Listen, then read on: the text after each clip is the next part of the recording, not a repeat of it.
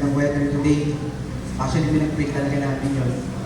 Pero, binigay sa amin. Secondly, sa mga parents namin na ever supportive talaga. Puyatan to the max. Pero, puyat din.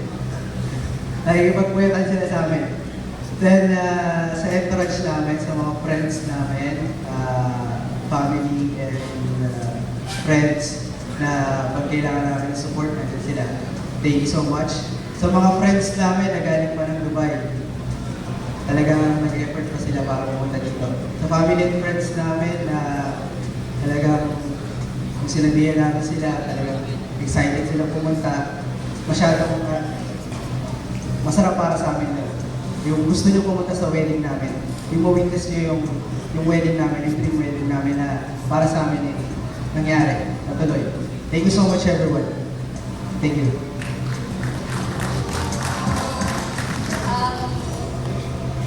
Maraming salamat sa kay God. Sobrang blessed kami kasi nangyari yung gusto namin nangyari. Pero nag-exceed ko pala siya sa expectation namin. Sobrang blessed talaga. Kay Father A, sobrang kulit.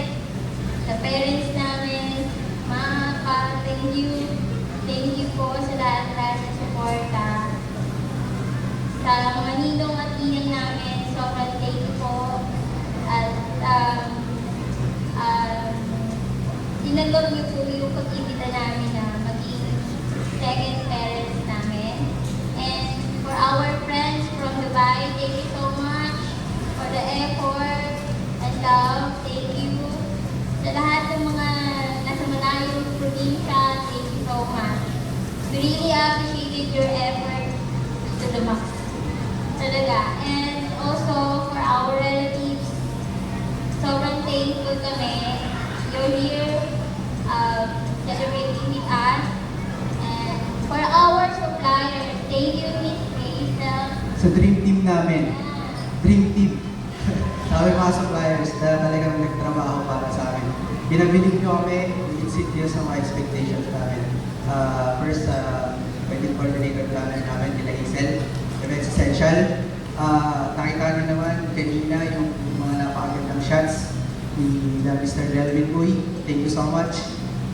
Sa Mayan, yung katatapos lang na video, fan ako ng mga videos nyo, pero napabilib nyo na naman ako ng bago.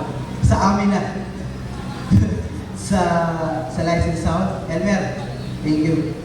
Nakarating ka pa rin. Sa catering namin, sa Hison, thank you. Ang ganda ng mga celebrities na materialize nyo talaga yung gusto namin mangyari. Yung communituhan namin, talaga na-satisfy nyo kami. Thank you, thank you. Sa La Castellana, pala. Makalimutan ko, wala tayong venue. Sa La Castellana, kay Krisha, tsaka kay Bianca, maraming salamat. Every time na meron akong mga queries, sinasagot niyo talaga, tsaka talaga ina-assist nyo kami na mabuti. May nakalimutan pa pa ako.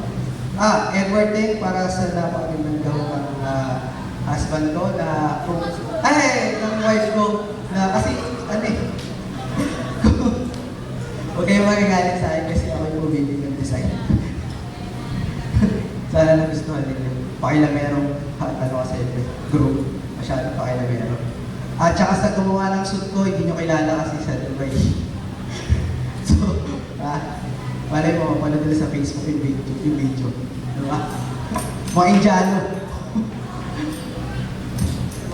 And also sa Manila Cathedral na we received an unexpected problem a while ago, but it turned out a blessing. Sobrang blessing na we really not expected na tayo lang yung talaga nandun sa Manila Cathedral. And it happened first time sa amin pa talaga. And also for the good weather. And what else? Kala namin kanina hindi na matutuloy kasi under construction daw yung Manila Cathedral. So, hindi mo nakapasumbo yung lunch ko kanina eh. Baka hindi na matuloy. Pero it turned out na blessing in disguise kasi nasolo natin yung church. Tapos, yun. yung door na malaki na masara. Yeah.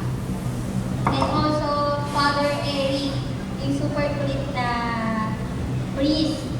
And also, for my crew, for the love and support, and for the pakilomero. Pero, sobrang galing.